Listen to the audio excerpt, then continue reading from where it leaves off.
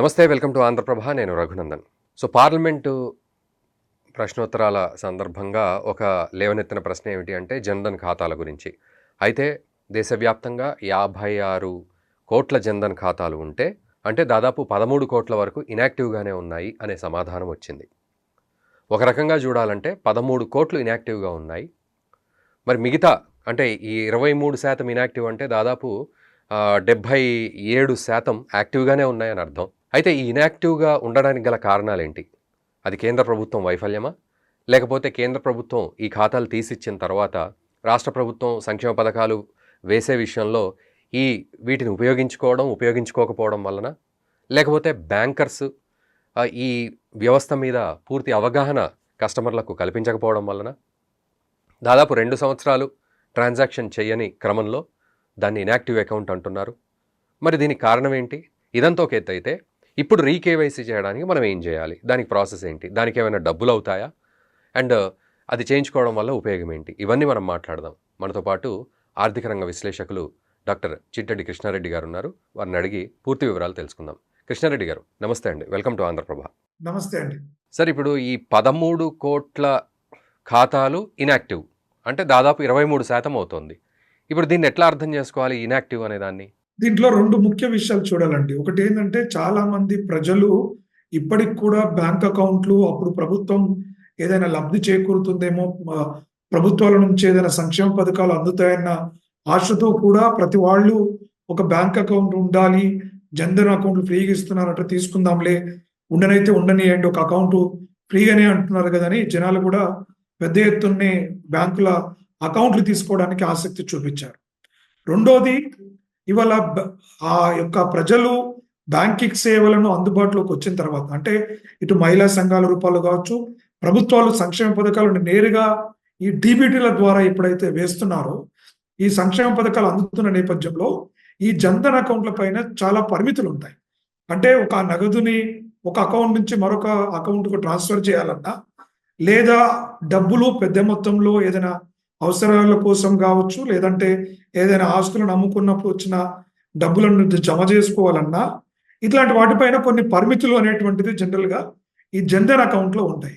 కాబట్టి చాలా మంది ఇప్పుడు ఏమనిపిస్తుందంటే, మొదట్లో ఈ జన్ధన్ అకౌంట్లు ఓపెన్ చేసిన తర్వాత కాలంలో ఈ జన్ధన్ అకౌంట్ల నుంచి సేవింగ్ ఖాతాలకు వెళ్ళినట్టుగా, పొదుపు ఖాతాలను తీసుకొని బ్యాంక్ అకౌంట్లు పెట్టుకునే సంఖ్య ఎక్కువగా ఉన్నట్టుగా కూడా మనకు అర్థమవుతా ఉంది. అంటే ఇక్కడ బ్యాంకులు ఏంటంటే, నీకు జన్ధన్ అకౌంట్ ఉంది కాబట్టి ఇంకో సేవింగ్ అకౌంట్ ఖాతా ఇవ్వము అనడానికి లేదు. ఒక జన్ధన్ అకౌంట్ ఖాతా ఉన్న తర్వాత మరొక జన్ధన్ అకౌంట్ ఇవ్వరు. 2 జన్ధన్ అకౌంట్లు ఎట్టి పరిస్థితుల్లో ఉండవు. కానీ ఒక జన్ధన్ అకౌంట్ కి మరొక సేవింగ్ ఖాతా ఉండడానికి ఆస్కారం ఉంది. కాబట్టి ప్రజలు బహుశా జన్ధన్ అకౌంట్లను నిరుపయోగంగా ఉంచి యాక్టివ్గా చేయటం ఒకటి. గత జన్ధన్ అకౌంట్ చేసిన తర్వాత కూడా కాలక్రమేణా కుటుంబాలు చిన్న కుటుంబాలుగా మారిపోవడం కావచ్చు, కొంతమంది చనిపోయిన వ్యక్తులు బ్యాంకు లబ్ధిదారులు అకౌంట్లు కూడా ఇన్యాక్టివ్గా ఉండడానికి ఆస్కారం ఉండడం కావచ్చు. ఇట్లా అంటే రకరకాల కారణాల చేత కొంతమంది స్వచ్ఛంగానే సహజంగానే వారికి బ్యాంకు దగ్గరలో అందుబాటులో లేకుండా ఈ బిజినెస్ కరెస్పాండెంట్ మోడల్స్ అని, ఎక్కడైతే బ్యాంకులు లేని గ్రామాలలో బ్యాంకులు తమ ప్రతినిధులను నియమించుకొని అక్కడికి మైక్రో ఏటీఎంల ద్వారా, మైక్రో కార్డుల ద్వారా వారికి బ్యాంకింగ్ సేవలు అందించడానికి కూడా చిన్న చిన్న నగరాలలో బ్యాంకులు కొన్ని కృషి చేస్తున్నాయి. ముఖ్యంగా ఎస్బీఐ లాంటి బ్యాంకులు బ్యాంకింగ్ ఫైనాన్షియల్ ఇంక్లూజన్ కోసం కొన్ని ఏర్పాట్లు చేశాయి. కాబట్టి ఇవన్నీ మనం గమనించినప్పుడు ఈ ఇనాక్టివ్గా ఉన్న అకౌంట్లలో ఈ సమస్య ఉంది. దానితో పాటుగా మీరు అన్నట్టుగా ఇక్కడ మరి ఇన్ని కోట్ల మందికి అకౌంట్లు ఇనాక్టివ్గా ఇంతమంది ఉంటారా ఈ సమస్యల ద్వారా ఆపరేట్ చేయని వాళ్ళు అన్నప్పుడు? లేకపోవచ్చు. అంటే ఇక్కడ కృష్ణారెడ్డి గారు ఇంకొక విషయం కూడా ప్రస్తావించాలి. ఏంటంటే మొదట్లో నల్లధనం తీసుకొస్తారు, ప్రపంచంలో ఉన్న నల్లధనాన్ని 15 లక్షల కోట్లు అని అన్న తరుణంలో ఆ తర్వాత నెక్స్ట్ వచ్చింది ఈ జన్ధన్ ఖాతాలు. మన అకౌంట్లలోనే వేస్తారేమో అన్నట్లుగా అందరు విపరీతంగా తీసేశారు. బట్ అలాంటిది ఏమీ జరగలేదు. ప్లస్ వీళ్ళంతా అకౌంట్స్ తీశారు. అయితే ఇంకొకటి పాజిటివ్ సైడ్, ఒక్కసారి other side of the coin ఆలోచిస్తే సార్, ఇప్పుడు 23% ఇనాక్టివ్ అంటున్నారు కానీ 77% యాక్టివ్గా ఉన్నట్టే కదా. అంటే మనం 77% దాన్ని సక్సెస్ రేషియో తీసుకోవచ్చా? ఎట్లా అర్థం చేసుకోవాలి? ఖచ్చితంగా అండి. ఒకటి మీరు ఇప్పుడు ఇందాకన్నట్టు ఆ రోజు అప్పుడు దేశ ప్రధాని గారు బ్లాక్ మనీని వెలికి తీస్తాము. బ్లాక్ మనీ ద్వారా మనం వచ్చింది ప్రజలకు ప్రయత్నం చేస్తామనేటువంటి కొన్ని వాటి మీద కూడా వివాదం కొన్ని ఎక్కడ ప్రధాని గారు అనలేదని కొన్ని అవును. చోట్ల ఉన్నాయని. అవును. ఏది ఏమైనప్పటికి కూడా నల్లధనాన్ని వెలికి తీసే ప్రయత్నాలలో ప్రభుత్వం చేసింది. అటు డీమానిటైజేషన్ కావచ్చు, తర్వాత దానిపైన రకరకాల వాదోపవాదాలు, మంచి చెడుల చర్చలు ఉన్నప్పటికి కూడా మీరన్న పాయింట్ ముఖ్యం. మొత్తానికి దాదాపు 70% అకౌంట్లు ఇవాళ యాక్టివ్‌గా ఉన్నాయి. అంటే ఎంతోమంది గతంలో బ్యాంకింగ్ సర్వీసులకు, సేవలకు దూరంగా ఉన్నటువంటి ప్రజలు వీటిపైన ఆసక్తితో ముందుకు వస్తున్నారు. వాటి ద్వారా ప్రభుత్వ పథకాలను అందుకుంటున్నారు. లీకేజీలను అరకట్టగలుగుతున్నాము. ఈ 30% ఇనాక్టివ్ ఉన్నటువంటి వాటిపైన కూడా ఇటు స్థానిక ప్రభుత్వాలు గాని, స్వచ్ఛంద సంస్థలు గాని, రాష్ట్ర ప్రభుత్వం గూడా ఈ ఫైనాన్షియల్ ఇంక్లూజన్ పైన అవగాహన తీసుకురావాల్సిన అవసరం ఉంది. సామాన్య ప్రజలకి భరోసాను కల్పించాల్సిన అవసరం ఉంది. ఎందుకంటే చాలా మందికి ఏముంటుందంటే బ్యాంకులు డబ్బులు ఎగ్గొడతాయేమో, మాకు చదువు రాదు కాబట్టి మా డబ్బులు డిపాజిట్ పూర్తిగా చేసినవన్నీ అకౌంట్‌లో పడతాయో లేదో, పడ్డవి కూడా మళ్ళీ మేము విత్‌డ్రాయల్ చేసుకున్నప్పుడు మాకు రూ. 1000 ఇచ్చి 2000 తీసినట్టుగా చేస్తారేమో అనేటువంటి భయాందోళనలు మధ్య కూడా గ్రామీణ ప్రాంతంలో ఉన్న నేటికి ఆ సమాజము ఈ బ్యాంకింగ్ సేవలను పూర్తిగా వాడుకోవడానికి ఆసక్తి రావట్లేదు. ఓకే. ఎందుకంటే ఆ కుటుంబంలో ఉన్న చదువుకున్న పిల్లలే చేయాల్సొస్తుంది. కాబట్టి మొత్తానికి ఈ జన్‌ధన్ యోజన స్కీము పూర్తిగా 100% సక్సెస్ కాకపోయినా మీరన్నట్టుగా 70% సక్సెస్ సాధించిందని చెప్పుకోవచ్చు. ఇవాళ ఇస్తున్న కేవైసీని మళ్ళీ యాక్టివేట్ చేసుకోవడానికి ఆస్కారం ఇస్తున్నామని ఒకటి చెప్తున్నారు. రెండోది ప్రభుత్వం కూడా నిజంగా వీళ్ళు ఇనాక్టివ్ అయ్యారా? రెండో అకౌంట్ వీళ్ళకు ఉన్నదా అనేది కూడా వెరిఫై చేసుకుంటే మనకు పూర్తి సమాచారం రావడానికి ఆస్కారం ఉంటుంది. సో ఇక్కడ బ్యాంకు బాధ్యతలు ఉన్నాయంటారా? రాష్ట్ర ప్రభుత్వ బాధ్యతలా ఇవి ఈ సంక్షేమ పథకాలు వేసి? ప్రధానంగా కీలక పాత్ర అంటే ఇప్పుడు ప్రభుత్వాలు కొంత ప్రజల్లో అవగాహన తీసుకొచ్చి కొన్ని కార్యక్రమాలు చేయవచ్చు గానీ, ఓకే. బ్యాంకులు కూడా పెద్ద ఎత్తున విరివిరిగా గ్రామీణ ప్రాంతాలకి తీసుకెళ్లే ప్రయత్నం చేయాలి. ప్రజల్లో నమ్మకాన్ని, భరోసాను ఎందుకంటే ప్రభుత్వం ఎన్ని ప్రకటనలు ఇచ్చినా కూడా తమ కళ్ళ ముందు కనిపించే బ్యాంకరు ఇచ్చే భరోసా మీదనే ఆ గ్రామీణ ప్రాంతాల్లో వీళ్ళు వాళ్ళని నమ్మి ఏదైనా డిపాజిట్లు చేయడానికి కానీ, ఆ ఖాతాలో ఇప్పుడు మనకు అటల్ పెన్షన్ అయి వచ్చింది.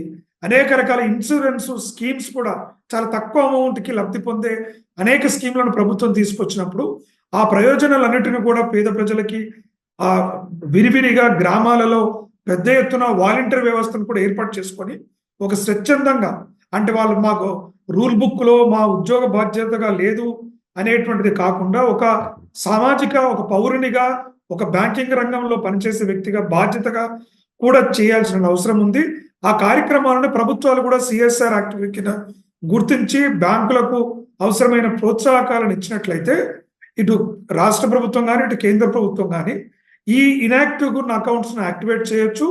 యాక్టివ్‌గా ఉన్న అకౌంట్స్‌ను కూడా మరింత ఉపయోగకరంగా చేసుకోవడానికి ఆస్కారం ఉంటుంది. ఓకే. కాకుంటే ఇప్పటికీ ఫైనాన్షియల్ లిటరసీ, ఫైనాన్షియల్ ఇన్‌స్ట్రుమెంట్స్ మీద పెట్టుబడులు పెట్టాలనేటువంటి ఆలోచన, నాలెడ్జ్, ఇన్ఫర్మేషను చదువుకున్న వారికి కూడా లేదు కాబట్టి ఓకే. పెద్ద ఎత్తున ఫైనాన్షియల్ లిటరసీ అవగాహన కార్యక్రమాలు తీసుకురావాల్సిన అవసరం ఉంది.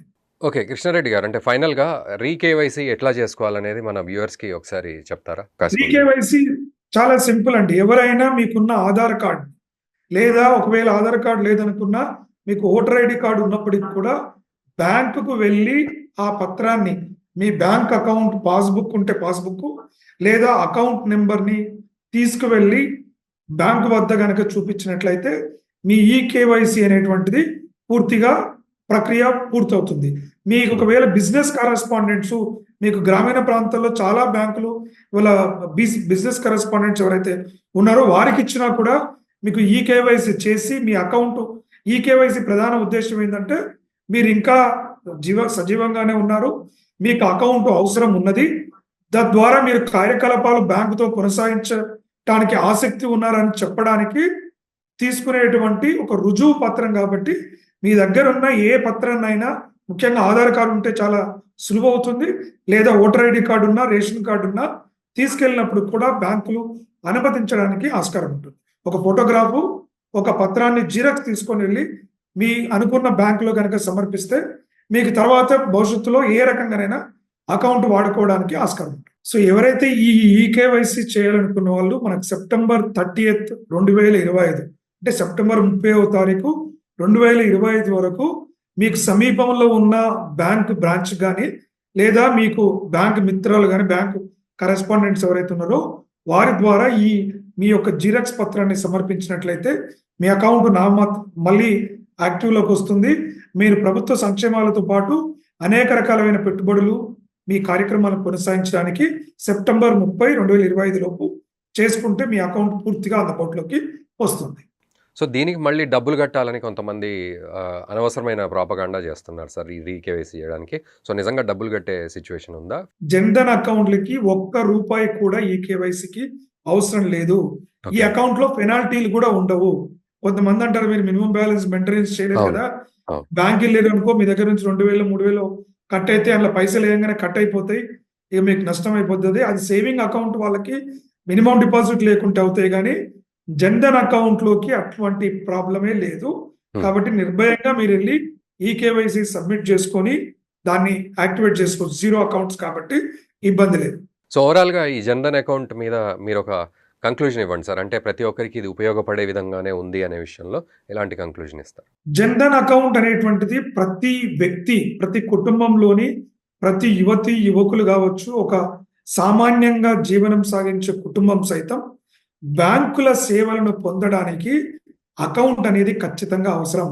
ఒక మనిషి మనగడలో ఉన్న వ్యక్తికి ఈరోజు ప్రభుత్వం నుంచి కావచ్చు లేదా బ్యాంకులు స్వతహాగా మనం ఏదైనా ఒక కార్యక్రమం కానీ ఒక వ్యాపారం కానీ వ్యవసాయం కానీ లేదా ఏ చిన్న కార్యక్రమం చేయాలనుకున్నా కూడా రుణాన్ని కల్పించడానికి అప్పులు ఇవ్వడానికి సులువుగా ఉంటుంది. ఒకరి నుంచి ఒకరు, ఇప్పుడు మీ పిల్లలు కావచ్చు మీ బంధువులు కావచ్చు, ఎవరైనా డబ్బులు మీకు పంపించాలన్నా కూడా చాలా సులువుగా పంపించుకోవడానికి లేదా మీరు సంపాదించుకున్న కష్టార్జితాన్ని భద్రపరచుకోవడానికి చాలా మెరుగైనటువంటి ఫెసిలిటీ ఏదైనా ఉందంటే బ్యాంక్ అకౌంట్. ఇండ్లలో పెట్టుకోవడం దొంగలకి తాళం చేయి ఇచ్చినట్టే ఈరోజు. కాబట్టి నిత్యం గ్రామీణ ప్రాంతాలలో నిత్యం జరుగుతున్నాయి. అట్లాగే బ్యాంకులో అకౌంట్ ఉండడం ద్వారా మీకున్న చిన్న చిన్న బ్యాంక్ ఆభరణాలను కూడా లాకర్లలో చాలా భద్రంగా దాచిపెట్టుకోవచ్చు. ఒకవేళ మీకు బ్యాంక్ అకౌంట్ ఉన్నట్టయితే లాకర్లలో కూడా దాచిపెట్టుకొని మీ వస్తువులకు, బంగారు ఆభరణాలకు కావచ్చు, ఆస్తికి సంబంధించిన పత్రాలు కావచ్చు, ఇవన్నీ కూడా మీకు బ్యాంక్ అకౌంట్ ఉంటే ప్రభుత్వ సంక్షేమ పథకాలు, ఇన్సూరెన్సులు, జీవిత బీమా లాంటివే కాకుండా ఇలాంటి అనేక రకాల ప్రయోజనాలు మీ కష్టకాలంలో ఆదుకోవడానికి కూడా ఎంతగానో ఉపయోగపడతాయి. కాబట్టి ప్రతి పౌరుడు విధిగా జన్ధన్ అకౌంట్ కానీ సేవింగ్ అకౌంట్ తీసుకోవాలి. అదే బాధ్యతగా ప్రతి పౌరుడు పక్క వాళ్ళ చేత అవగాహన లేని వారికి అవగాహన కల్పించి ఈ ప్రయోజనాన్ని చేకూర్చే విధంగా చేస్తే భారతదేశం మరింత వేగంగా అభివృద్ధి చెందడానికి, ఆర్థికంగా నిలదొక్కుకోవడంలో కీలక పాత్ర పోషించిన వారి అవుతాం. Right sir, thank you very much Krishnareddy గారు. సో ఈ విషయంపై చాలా అవగాహన కల్పించారు మాకు. సో నిజానికి చాలా అపోహలు కూడా ఉన్నాయి, వాటిని క్లియర్ చేశారు. అట్ ద సేమ్ టైం అంటే ఈ ఖాతాలు ఎలా ఉపయోగపడతాయనే విషయం కూడా చాలా క్లియర్గా చెప్పారు. Thank you very much sir. Thank you sir.